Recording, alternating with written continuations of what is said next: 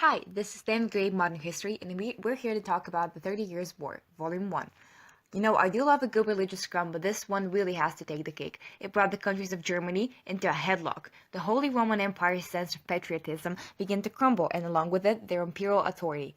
Thus the other major continental powers like France and Spain came sniffling like bloodhounds at what they thought were the divided remains of the once grand Holy Roman Empire. The Habsburgs in Spain, at the time Catholic, tried to convince the Habsburgs in Germany, who were Protestant, to join their cause. Then the Pope got involved and called for the halt of Protestantism and the respread of Catholicism. Germany at this point was an easy target because of all of its many kingdoms and principalities, all of the feuds, arguments, and petty squabbles that helped only to divide them. Talking about Germany really does matter here because we need to start with the Bohemian Revolution, shall we? At this time, the Bohemian population was divided between Catholicism and Protestantism, and rebellion was on the rise. Emperor Matthias wanted to nominate Ferdinand of Syria, who was his Catholic dynasty heir.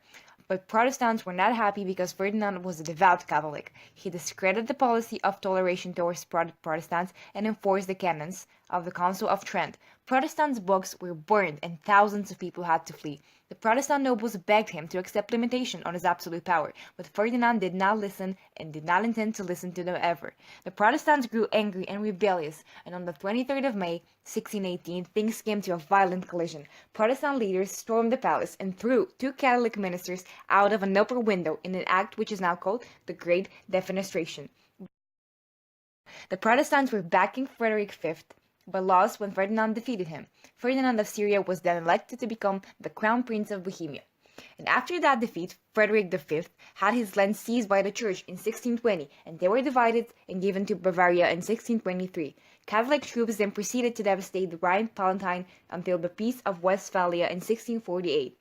The Catholics then began to retake all of the lands that formerly belonged to them. In 1627, Maximilian I, Elector of Bavaria, invaded southern Germany to make the Electoral Palatinate Catholic, while in 1628, after trying to integrate his son with the electors, Maximilian made Albert von Wallstein dismissed almost half of his troops.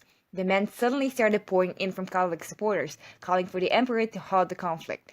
We need to continue with 1629, when Ferdinand II issued the Edict of Restitution. Unfortunately, this only created more conflict.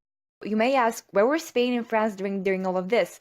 Well, as you know, that in 1580, Spain captured Antwerp, Brussels, and Ghent, and in 1602, King James I of England tried to broker peace between the countries, and then in 1610, Henry IV of France died. Spain, under Philip III, created the Spanish-Dutch alliance, which lasted only for like 12 years. What happened then? You should stay tuned because now it's time for Volume 2. The end.